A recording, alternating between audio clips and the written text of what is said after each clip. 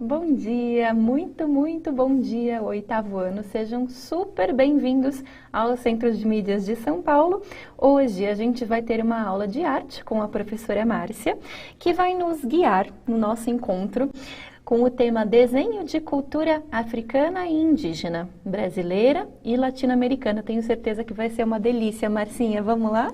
Vamos lá, bom dia, Fernanda. Bom dia. Obrigada por aceitar o meu convite. Obrigada por essa acolhida tão calorosa. E bom dia a todos vocês aí em casa, professores, colegas da rede, nossos queridos alunos. E então a gente vai falar um pouquinho aí hoje, né? Como a Fernanda já tinha falado antes, sobre os desenhos aí de cultura africana e indígena, né? Brasileira, latino-americana. Ou seja, né? A gente vai falar um pouquinho desses povos, né, que fazem parte aí, né, das matrizes de formação da identidade cultural do povo brasileiro. Então, qual é a habilidade que queremos trabalhar na aula de hoje? A habilidade é a habilidade 1 de arte para o oitavo ano do ensino fundamental, que é pesquisar, apreciar e analisar desenho, pintura, modelagem, escultura e outras modalidades produzidas por culturas indígenas, brasileiras e latino-americanas, e africanas de diversas épocas, de modo a ampliar a experiência com diferentes contextos e práticas artístico-visuais, e cultivar a percepção, o imaginário, a capacidade de simbolizar e o repertório imagético. Então, vamos lá, né? Agora vamos entrar aqui com a primeira interação pelo nosso chat, né? E eu vou dar para vocês 2 minutinhos para que vocês respondam para mim e para a professora Maria Fernanda. Como que vocês podem definir o que é desenho? Para vocês, o que é desenho? Como desenhar? E pintura? O que seria pintura? Tá? Em 2 minutinhos aí a gente volta.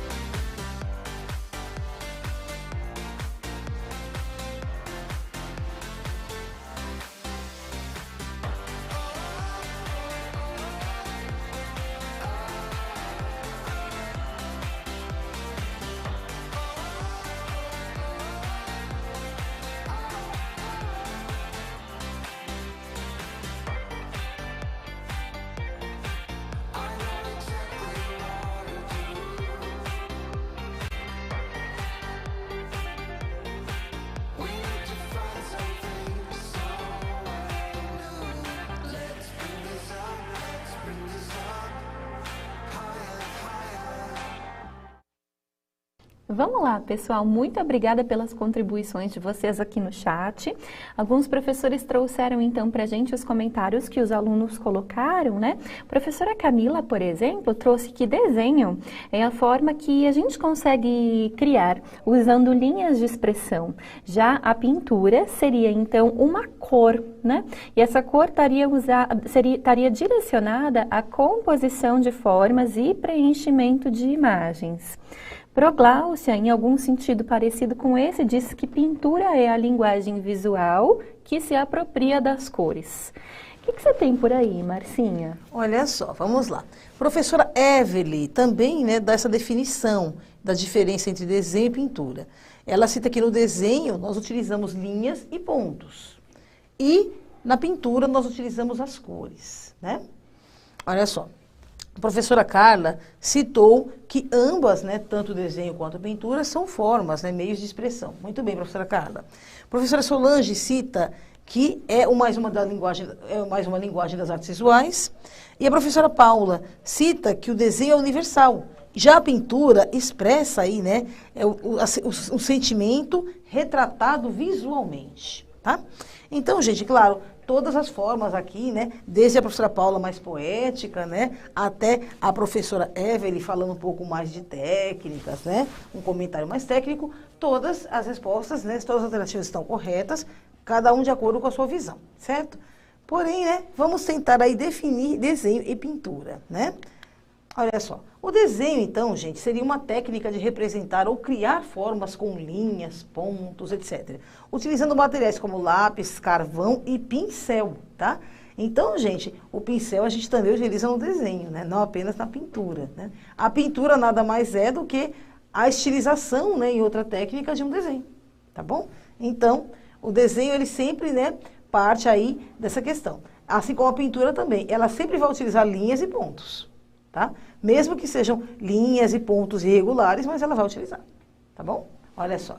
Então, gente, a pintura já é uma técnica de empregar pigmento a uma superfície, para colorir essa superfície, né? Dando-lhe tons e texturas. No desenho também, né, gente? A gente usa lápis, pastel seco, pastel oleoso, aquarela, né? A gente também utiliza cores nos desenhos, né?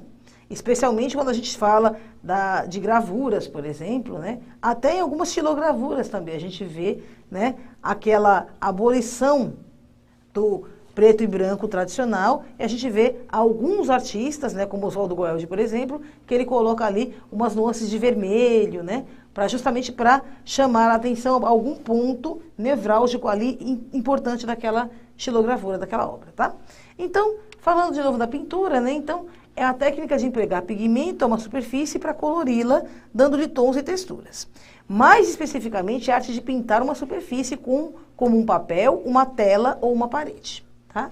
Então, né, aí nós temos desenho e pintura, que são técnicas, né, diferentes, mas que têm uma finalidade semelhante, ou seja, de retratar a realidade, retratar os sentimentos, né, de expressar-se artisticamente. Tá? Aí nós temos um desenho, né? Desenho feito aí a lápis, né? A lápis crayon, pelo visto, né? Lápis 6B, né? O lápis crayon que a gente fala, que é o lápis que a gente usa para fazer desenho de luz e sombra. E nós temos em cima uma pintura, né? Com borrões de tinta, né? Bem abstratos aí, tá? Olha só. Então, vamos agora voltar mais uma interaçãozinha pelo chat. Quais elementos vocês acham aí que constituem ou que formam um desenho? A gente volta já 2 minutinhos para vocês responderem para nós.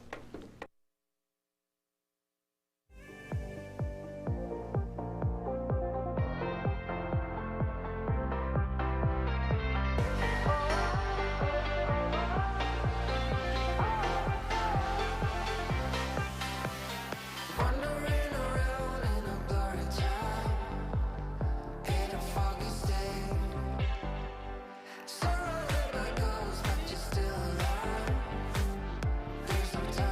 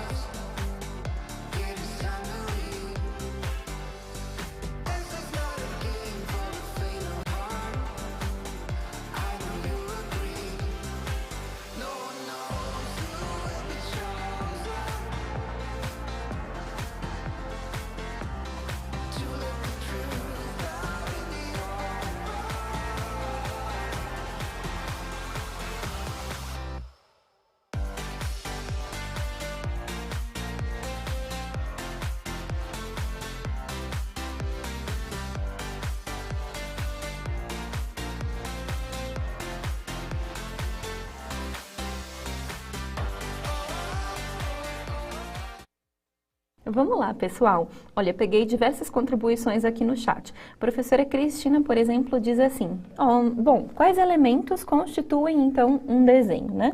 Ela diz, ponto, linha, planos, formas, texturas, cores, luz e sombra. Então, ela identificou aí diversos elementos que constituiriam um desenho. A maior parte das respostas no chat trazem 3 elementos, que são pontos, linhas e formas. O que você tem por aí, Marcinha? Olha só, professora Elaine, né, que cita pontos, linhas e formas também, né, compondo aí com seus outros colegas, e o professor Renato, né, que foi um pouco além, né, ele falou do enquadramento, da composição, da proporção e da perspectiva, né, então ele já foi um pouco mais técnico, né, o Renato, tá bom? Mas todas as respostas estão corretas e vamos então observar aqui o que nós temos. Então, o que dá significado ao trabalho do artista dentro do desenho da pintura é ponto, linha, forma, depois textura, que foi citada por outra colega, volume, escala, né, que tem a questão da proporção, a escala é ligada à proporção, que o professor Renato citou, e a questão da cor, né, as cores aí, tá bom? Olha só. Vamos falar então um pouquinho, gente, sobre a arte indígena brasileira. Tá? Na arte indígena, a gente encontra diversos artefatos que são utilitários. E o artesão indígena decora esses objetos para o grupo de acordo com a utilização necessária, como objetos de caça e pesca ou de festas. Tá? Então, são confeccionados também adornos pessoais, como colares, cocares, que contêm significados diferentes. Tá? Então, na arte indígena, a gente encontra as cerâmicas, as máscaras, as pinturas corporais, a cestaria e a plumagem como manifestação artística, tá? Então, gente, a arte indígena, né, a gente observa que a arte indígena, ela tem 2 formas, né, de representação muito marcadas. A primeira delas é que a arte indígena, geralmente, ela é toda utilitária. Né? Geralmente, são vasos, são potes, né, para guardar água, guardar alimentos, mantimentos, e também, né, pequenos objetos de uso ritualístico. Então, a arte indígena brasileira, ela é sempre utilitária. Ou são objetos para serem utilizados dentro das casas, né? Ou como utilidades domésticas mesmo, ou artefatos para os rituais religiosos dentro da tribo, tá? Então, dentro da arte indígena aí a gente encontra, né, as cerâmicas, né? Especialmente a cerâmica marajoara, que o pessoal tanto fala, né? Então, as cerâmicas, gente, todas elas, né, têm essa característica da utilidade, seja num ritual, seja para guardar água, guardar alimento dentro de casa, tá bom? E todas essas obras, gente, né, as máscaras já têm toda uma característica, né, de ser utilizada em rituais, tá? Especialmente com a arupe, né, e outras festas, né, festividades, outras danças aí, né, em honra dos deuses, né, dentro da liturgia da religião, das religiões indígenas, tá? A questão das pinturas corporais, né, que também são muito importantes. As pinturas corporais também, gente, estão relacionadas a ritos de passagem. Então, você tem a pintura corporal, né, mortuária, né, quando falece alguém da tribo. Você tem a pintura corporal de guerra. E você também tem a pintura corporal de rito de passagem. O que é isso? Quando a pessoa sai, né, da fase da puberdade e adentra a vida adulta. Então, também tem, né, para cada fase da vida e para cada manifestação ali cultural, né, religiosa, você tem uma pintura corporal com cores e formatos, né, diferentes, tá? A cestaria também é muito utilizada pelos índios brasileiros, né, especialmente os índios aí do tronco macro-G, né? Eles utilizam muito a questão da cestaria. Aí a gente tem balaios, cestos, cadeiras, redes, esteiras, né? Você tem uma infinidade de coisas. E também com essa função utilitária, né? Ok? E também, claro, né? Os nossos índios também trabalham muito com a questão da plumagem. Aí a plumagem tem uma característica mais de adorno, de enfeite. A questão dos cocares, né? Que também são ritualísticos, a grande maioria. Cocares, brincos, né, colares, pulseiras, né, aqueles braceletes, né, tornozeleiras, enfim, né. Os índios brasileiros, eles gostam de se enfeitar.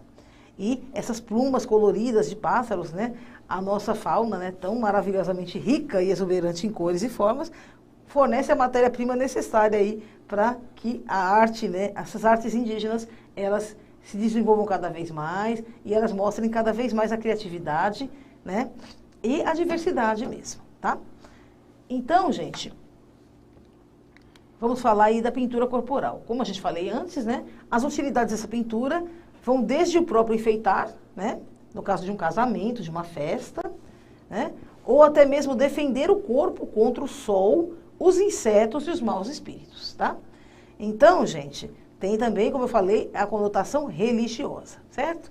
Então, também pode contar a trajetória de vida da pessoa, identificar o sexo, a idade, a aldeia e a posição social. Então, você vê a diferença entre padrões, por exemplo.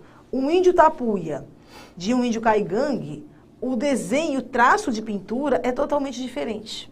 Você vê que um tipo de padrão que é utilizado por uma nação indígena não é utilizado por outra. É como se fosse um código mesmo, né? Um código visual que identifica de longe. Não, isso aqui é tapuia, não, aquele ali é caigangue. Ah, aquele lá, sei lá, é bororó. Então, cada um, né, coloca essa espécie de assinatura dentro aí dos traços utilizados tanto na pintura corporal como nas artes utilitárias feitas, confeccionadas por eles, tá? Então, gente, os desenhos e as cores contam uma história. Por isso é necessário pensar bem na harmonia das cores e desenhos, para garantir boa sorte na caça, na guerra, na pesca, nas viagens.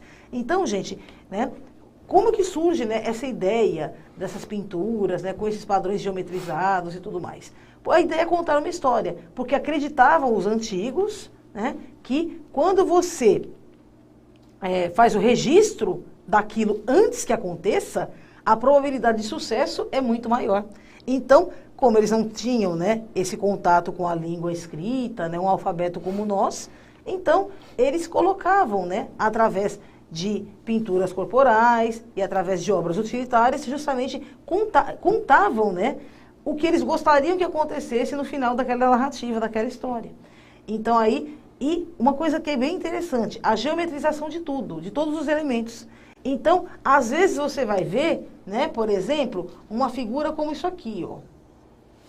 Geralmente, né, parece um tio, né? Geralmente quando você vai várias dessas, significa água, né? Alguém está dentro da água.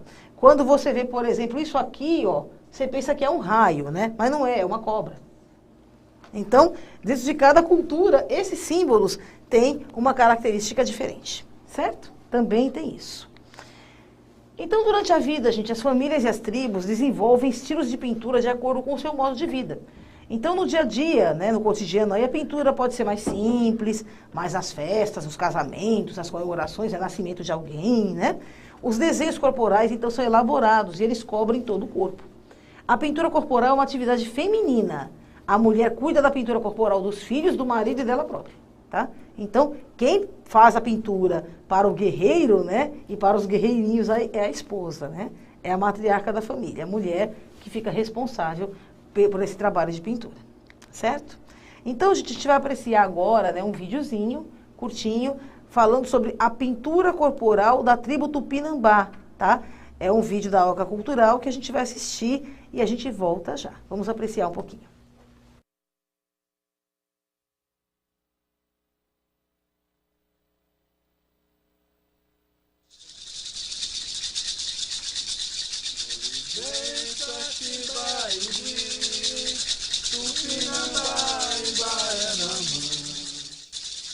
A pintura corporal faz parte da identidade cultural tupinambá. As tintas são feitas nas aldeias com a fruta de genipapo e urucum. Pintar o corpo é uma forma de autoafirmação e identificação para o povo tupinambá.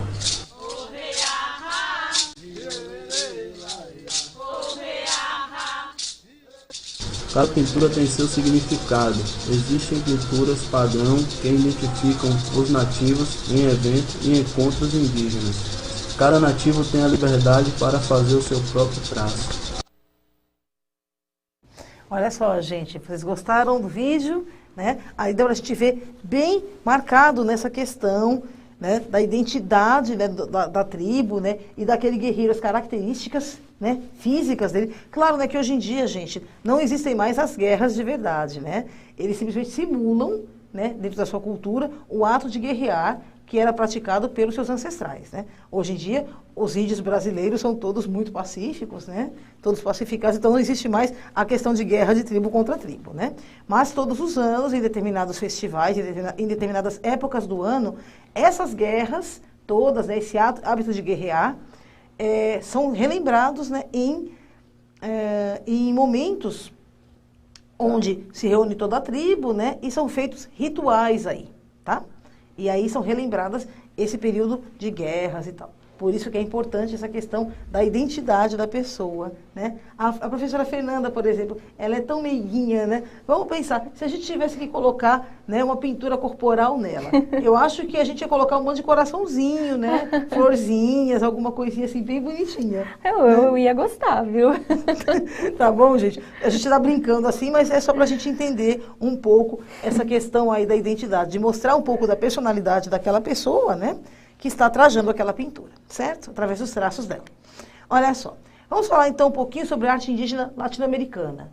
Os indígenas latino-americanos, eles se desenvolveram nas regiões onde hoje se encontram Colômbia, Equador, Peru e Chile, ou seja, são os índios andinos que a gente fala, né? As comunidades andinas, que faz parte aí da região da Cordilheira dos Andes, enfim, né? Toda aquela região mais alta, né? Peru, tá? Guatemala, enfim. O período da arte indígena sul-americana foi cheio de mistério e tradição. Com sua enorme gama de cultura e influência, é um verdadeiro tesouro da evolução da arte, tá? Então, gente, os índios sul-americanos, especialmente os índios do Peru, né? E os índios aí da região do Chile, né, dos Andes, eles tiveram aí uma arte bem diversificada da arte indígena brasileira. Por quê? Por eles estarem, né, em regiões de extrema altitude, ou seja, ar rarefeito, dificuldades geográficas, ou seja, eles tiveram que desenvolver a agricultura, desenvolver pecuária, porque durante, né, a época de estiagem mesmo, e a época do inverno forte, os animais fugiam todos, né? Eles iam, a caça fugia para outra região. Então, para que eles não tivessem que ficar migrando o tempo todo, pudesse se estabelecer a aldeia em um determinado local, eles começaram então a criar animais, tá? E além disso, eles começaram a trabalhar com outras coisas também. E a questão da criação de animais foi fundamental para o desenvolvimento dessa cultura. Por quê? Porque eles precisavam justamente da pele dos animais para poder se abrigar do frio, né? Imagina, né, uma altitude enorme, né? No inverno, aquele frio nevando a pessoa, né? Diferentemente dos nossos índios brasileiros, que tinham esse clima tropical maravilhoso, fruta e alimento abundantes e água o ano inteiro, coisa que nossos irmãozinhos latinos andinos não tinham, não, né? Então, eles tiveram que desenvolver muito essa questão. Aí você vê que as obras de arte deles já são totalmente baseadas nessa questão de trabalhar com o couro, né, a marchetaria em couro, né, o trabalho de trançar em couro, o trabalho com a pele e o pelo de animais, o pelo da lhama, né, fazendo aqueles lindos ponchos, né, que são maravilhosos, enfim. Então, a gente viu que muda um pouquinho a questão do padrão aí, né, e até os materiais utilizados, né. Os materiais aí também, os índios, né, especialmente na região de Potosí, no Chile, ficaram conhecidíssimos pelo seu trabalho com a prata, né, utilizar, né, essa questão da fundição de metais. Eles também se tornaram mestres, assim, muito hábeis nessa questão da fundição de metais, certo? Então, gente, as principais artes aí dos índios latino-americanos, como a gente falou antes, né, são têxteis, né, as tapeçarias, os mantos, né, as esculturas de objetos de metais preciosos, ouro e prata, a joalheria, a arquitetura e a cerâmica também, tá? Então, gente, vamos tentar aqui, em um minutinho a gente volta pelo chat, responder essa pergunta. Quais são as diferenças entre os artefatos de arte produzidos pelos índios da América Latina e os índios brasileiros? Vamos dar uma olhadinha já já. Coloquem as suas sugestões, o que vocês acham, e a gente volta em um minuto.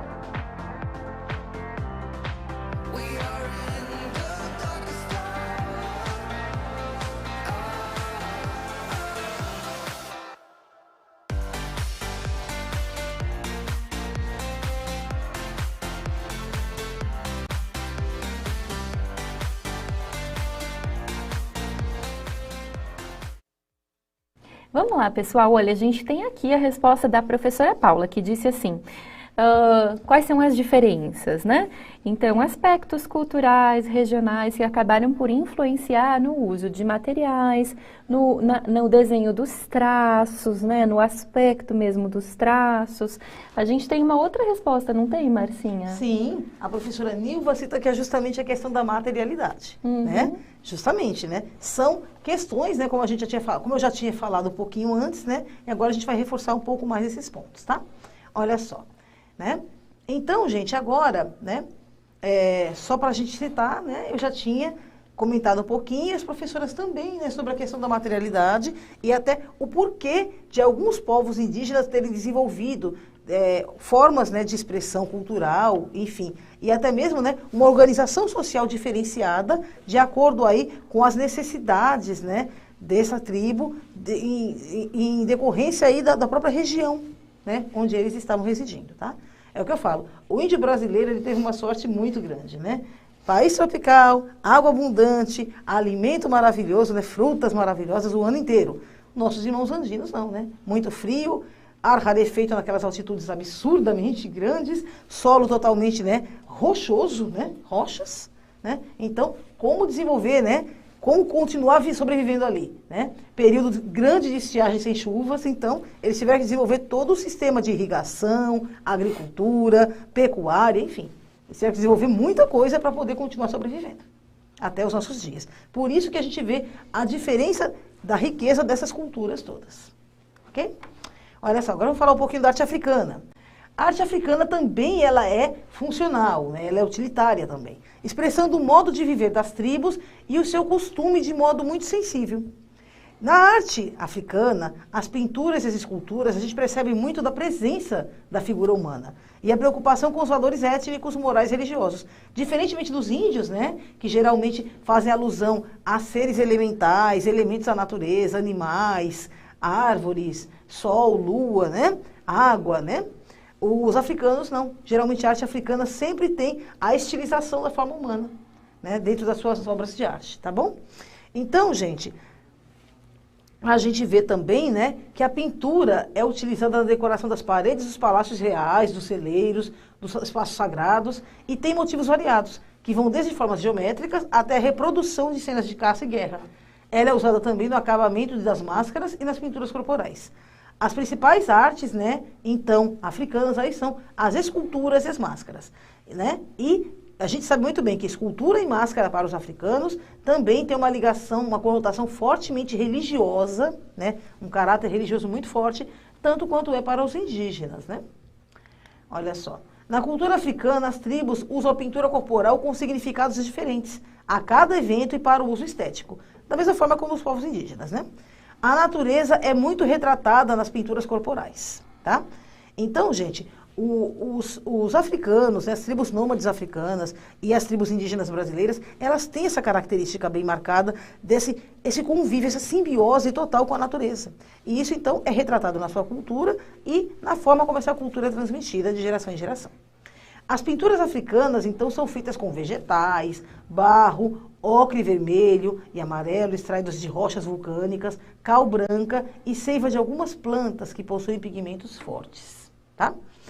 Inclusive, gente, né, em alguns rituais religiosos, né, a questão da cal branca, né, pontos de cal branca, especialmente nos iniciados aí das religiões afro-brasileiras como o candomblé, né, é bem comum, né, da gente observar esse tipo de uso durante as liturgias religiosas, tá?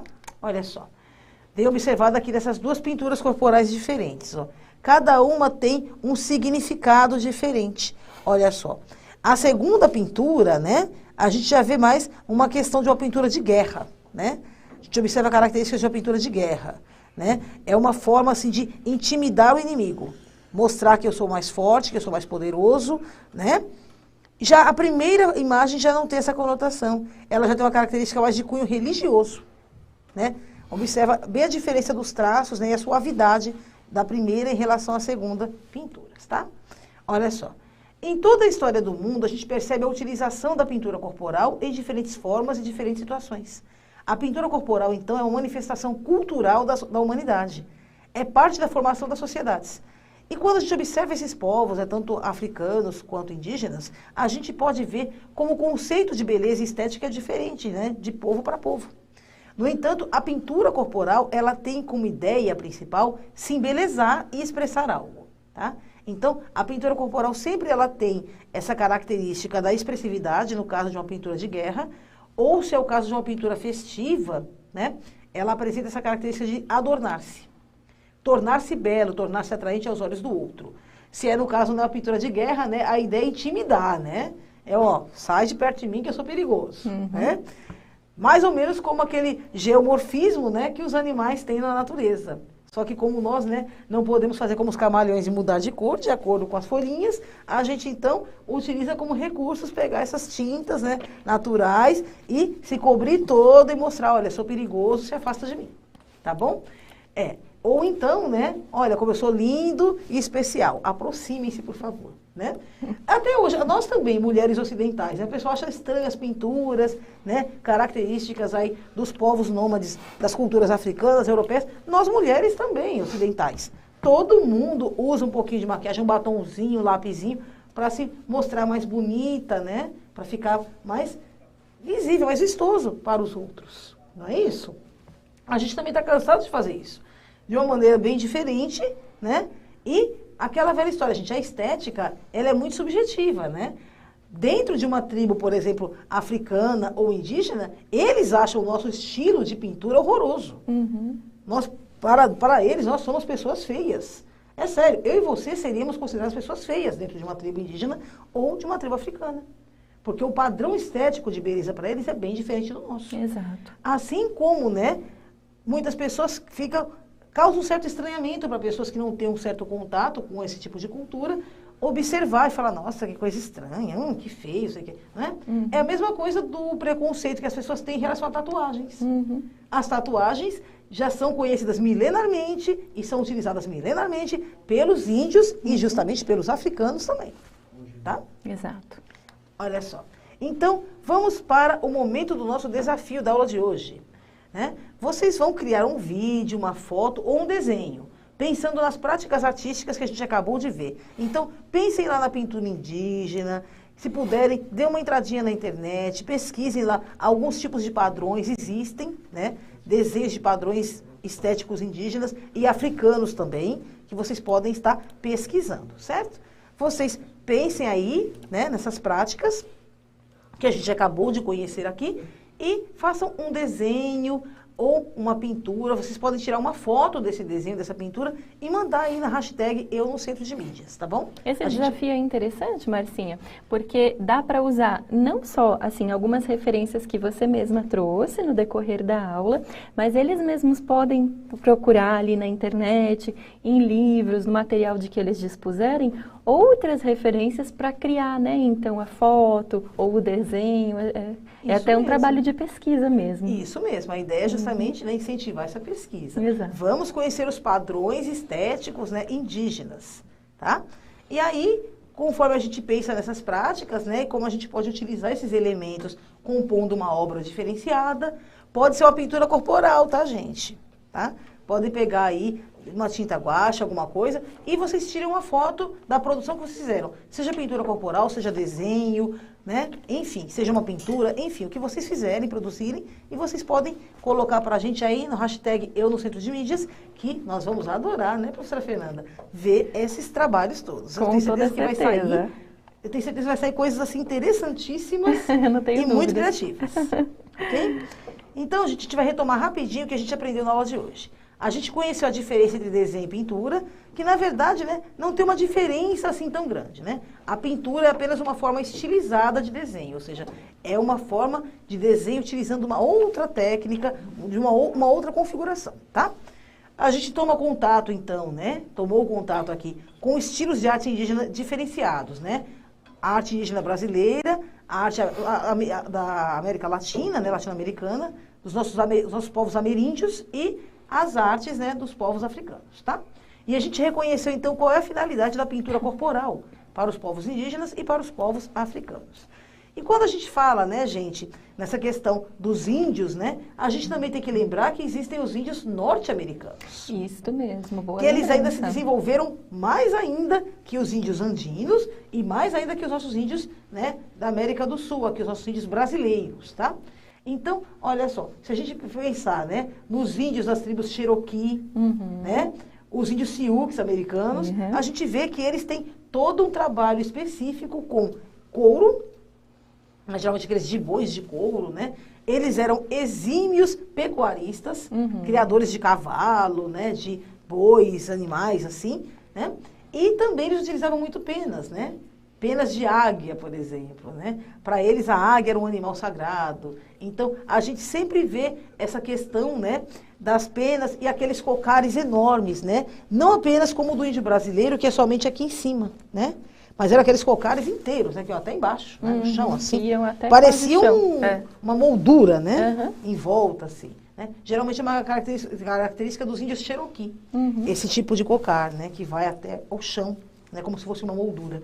Então, gente, olha, é muito legal quando a gente aprende um pouquinho sobre a cultura desses povos. Eu adorava ver filmes de faroeste quando era pequena, para ver justamente como que eram os índios de fora. E é claro, gente, a gente não pode deixar de citar nunca as comunidades, as populações da América Central ali, né, também, mas especialmente aí do México, né, chegando aí já no comecinho aí da América do Norte ali, a parte do México. Os índios astecas, maias, incas, gente, uma beleza, né, tudo que eles fizeram. Eles construíram verdadeiras cidades-estado. Né? Exato. Com todo o sistema de irrigação, sistema de estradas, uma organização social e política, né? Parecia uma cidade-estado da Grécia. Só que traduzida, né, para a região ali do México. Né? Olha só que maravilha. Né? E eles já conheciam também a fundição de metais, eles já trabalhavam com a prata e o ouro, tanto que, né, quando os espanhóis chegam para colonizar a região, eles ficam fascinados com todas as joias de ouro, né, que as índias, maias, né, e astecas utilizavam. Eles já conheciam o ouro, já o reconheciam como metal precioso e já utilizavam para fazer joias e adornos. Né? Um trabalho de ourivesaria extremamente exímio, preciso. Tá? Então, gente, olha só.